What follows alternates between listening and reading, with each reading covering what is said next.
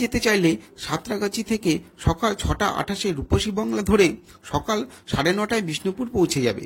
তাছাড়া শালিমার স্টেশন থেকে সোম থেকে শনি সকাল 8টার আরণ্যক এক্সপ্রেস ধরলে সকাল 11টায় বিষ্ণুপুর পৌঁছে যাবে।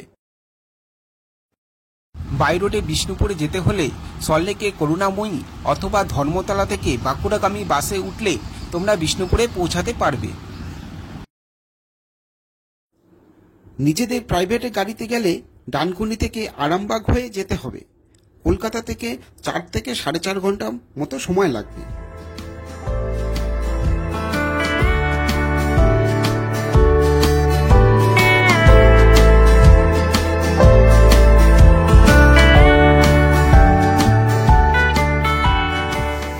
আরামবাগ যাওয়ার পথে হুগলির এই মশাট বাজারের মা ভবতারিণী মিষ্টান্ন ভান্ডার থেকে কচুরি আর কালাকাদ সহযোগে টিফিনটা সেরে নিলাম।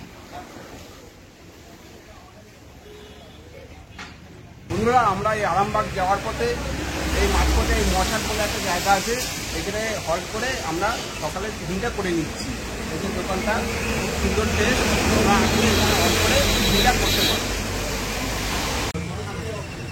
কচুরি আর কালাকাদের স্বাদ ছিল সত্যিই অনবদ্য।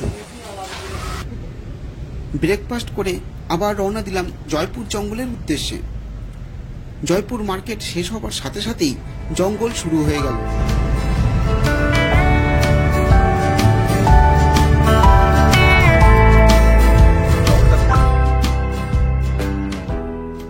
বাঁদিক থেকে 3 বন্ধু বিনয়, নীলাদ্রি আর প্রশান্তকে নিয়ে বেরিয়ে পড়লাম। ভাগ্য সহায় হলে এরকম ভ্রমণ পিপাসু মানুষ পাওয়া যায়। যখন তখন রাস্তায় হরিণ আর হাতির পাল দেখা যেতে পারে। আমাদের মাঝে মাঝেই অ্যালার্ট দিয়ে দিচ্ছিল।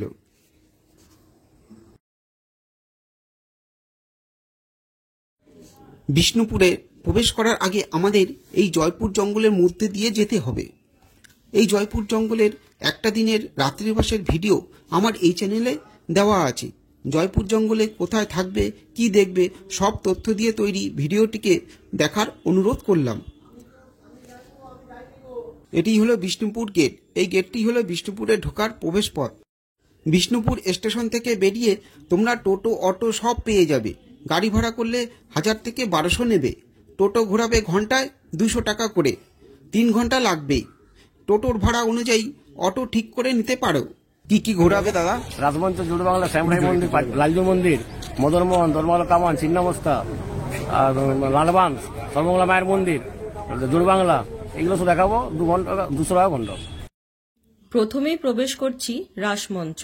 25 টাকা দিয়ে টিকিট কেটে এই রাসমঞ্চে প্রবেশ করতে পারবে। এই একই টিকিট দিয়ে জোড় বাংলা মন্দির ও শ্যামরাই মন্দিরে প্রবেশ করতে পারবে। তাই টিকিটটি সযত্নে রেখে দেবে। বাকি মন্দিরগুলিতে প্রবেশ অবাধ। মল্লরাজা বীরহাম্বীর 1600 খ্রিস্টাব্দে এই রাসমঞ্চ প্রতিষ্ঠা করেন। এই রকম পিরামিড আকৃতির সৌধ বাংলায় আর কোথাও দেখা যায় না। সকাল 7টা থেকে বিকেল 5টা পর্যন্ত এই রাসমঞ্চটি খোলা থাকে।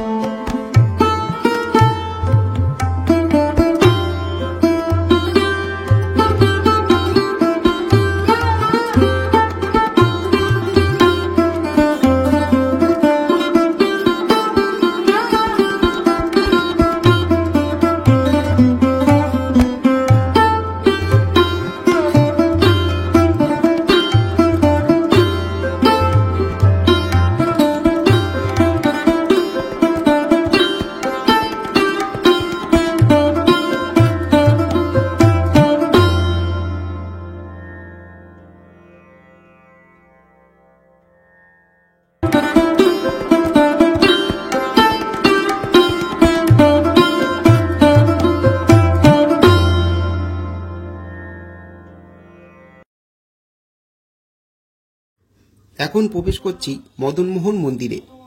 এখানে প্রবেশ করতে কোনো টিকিট মূল্য লাগে না।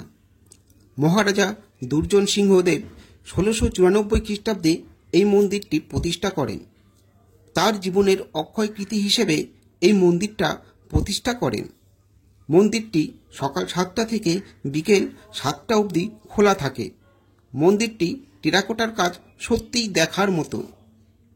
আর এইটা দেখছো, এটা মন্দিরের অপোজিটে নাগ মঞ্চ।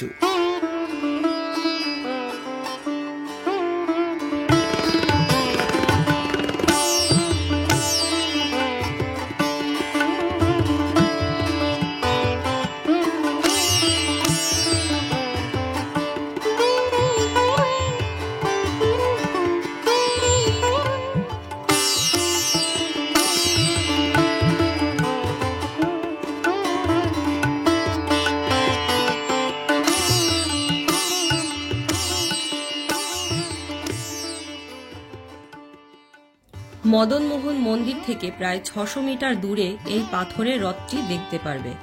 পাথর বলতে এটা অনেকটা ঝামা ইটের মতো, যা মাকড়া পাথর নামে পরিচিত। চলে এসেছি গড় দরজার সামনে। একসময় এই গড় দরজাই ছিল বিষ্ণুপুর রাজত্বের প্রবেশদ্বার। ওই যে গড় দরজাটা দেখা যাচ্ছে, এর লাগোয়াই মহারাজা বীরহাম্বির উদ্যান। এই উদ্যানের মধ্যে দিয়েই তোমাকে লালজি মন্দির দেখতে হবে। আর এই উদ্যানে প্রবেশ করতে 5 টাকা লাগে, তবে অনেক সময় লাগে না, যেমন আমাদের লাগেনি। দ্বিতীয় বীরসিংহ 1658 খ্রিস্টাব্দে এই মন্দিরটি প্রতিষ্ঠা করেন। বিষ্ণুপুরের অন্যান্য মন্দিরের মতো এই রাধাশ্যাম মন্দিরটিও ভারী সুন্দর। 1758 খ্রিস্টাব্দে মল্লরাজ চৈতন্য সিংহ এই মন্দিরটি প্রতিষ্ঠা করেন।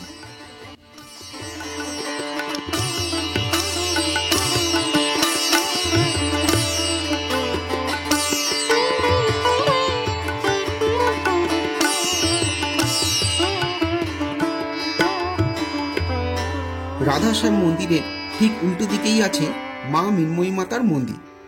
এটি হলো এখানকার সবথেকে পুরনো মন্দির। রাজা জগৎমল্ল এই মন্দিরটি প্রতিষ্ঠা করেন। দেবী দুর্গা এখানে মা মৃন্ময়ী রূপে পূজিত হয়।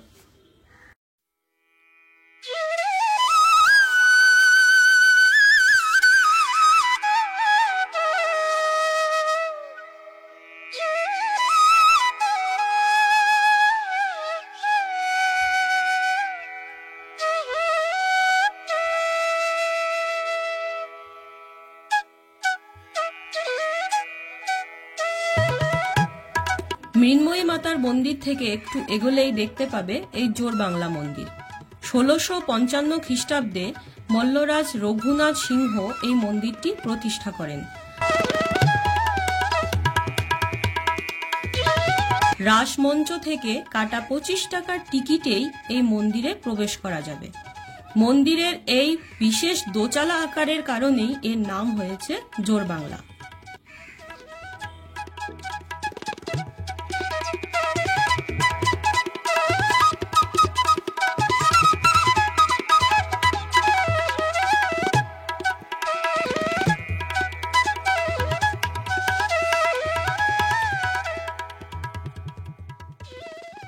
এই জোরবাংলা মন্দিরের পাশেই বাঁকুড়ার বিখ্যাত পোড়ামাটির জিনিসের দোকান নিয়ে বসেছে।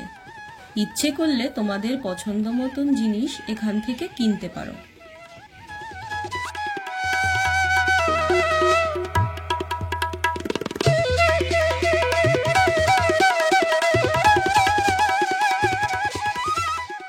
এটা হলো গুমঘর। জনশ্রুতি আছে এখানে নাকি রাজারা বন্দীদের গুম করে রাখত। আর এই গুমঘরের বিপরীতেই আছে শ্যামরাই মন্দির। গুমঘর আর শ্যাম মন্দির।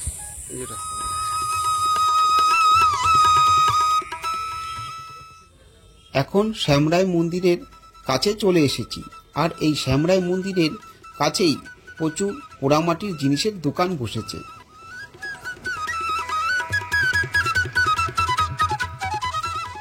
1643 খ্রিস্টাব্দে মল্লরাজ রঘুনাথ সিংহ এই 5 চূড়া বিশিষ্ট মন্দিরটি তৈরি করে। রাসমঞ্চে কাটা টিকিট দিয়েই এই মন্দিরে প্রবেশ করতে পারবে।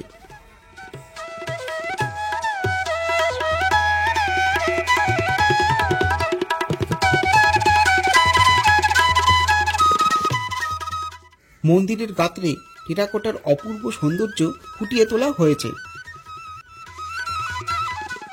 এবার চলে আসলাম জোর মন্দির শ্রেণীর প্রাঙ্গণে। মল্লরাজ গোপাল সিংহ 1726 খ্রিস্টাব্দে জোর মন্দির শ্রেণীটি প্রতিষ্ঠা করেন। 3টি মন্দির নিয়ে এই জোর মন্দির শ্রেণী গড়ে উঠেছে। 3টি মন্দিরই এক রত্ন বিশিষ্ট। জোর মন্দির শ্রেণীর পাশের প্রাঙ্গণেই পোড়ামাটির হাট প্রত্যেক শনি রবিবার হয়ে থাকে। দুপুর 3টে থেকে সন্ধ্যে 7টা অবধি এই হাট বসে। এই হাটের বিশেষত্ব হল পোড়ামাটির জিনিস, বিষ্ণুপুরের তাঁতশিল্প আর সেই সাথে মাদলের তালে তালে আদিবাসী নৃত্য, সব মিলিয়ে এক দৃষ্টি আকর্ষণ করে এই পোড়ামাটির হাট। এই পোড়ামাটির হাট দেখতে হলে তোমাকে অবশ্যই শনি অথবা রবিবার আসতে হবে।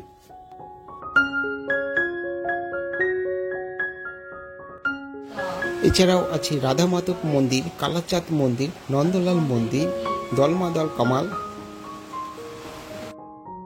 এই যে মন্দিরটি দেখছো, এটি হলো ছিন্নমস্তা মায়ের মন্দির। বিষ্ণুপুরের আধুনিক ঐতিহ্যমণ্ডিত জাগ্রত এই মন্দিরটি 1973 খ্রিস্টাব্দে প্রতিষ্ঠা করেন মেদিনীপুরের বিখ্যাত ব্যবসায়ী কৃষ্ণচন্দ্র গুই মহাশয়।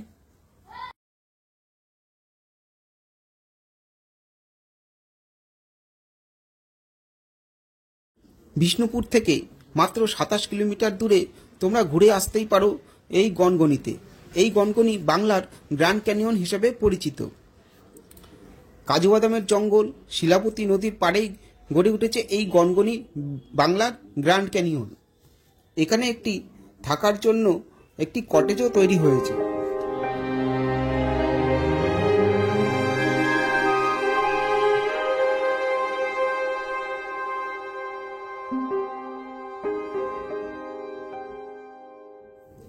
এটাই হলো সেই কটেজ যেখানে তোমরা থাকা খাওয়া করতে পারবে। এখানে ফোন নাম্বার আছে, যোগাযোগ করে নেবে। এখানে যদি না থাকতেও চাও, শুধু খাওয়ার জন্য 5 টাকা মূল্যে টিকিট কেটে তোমরা এর ভিতরের কটেজের রেস্টুরেন্টে খাওয়া দাওয়া করতে পারবে।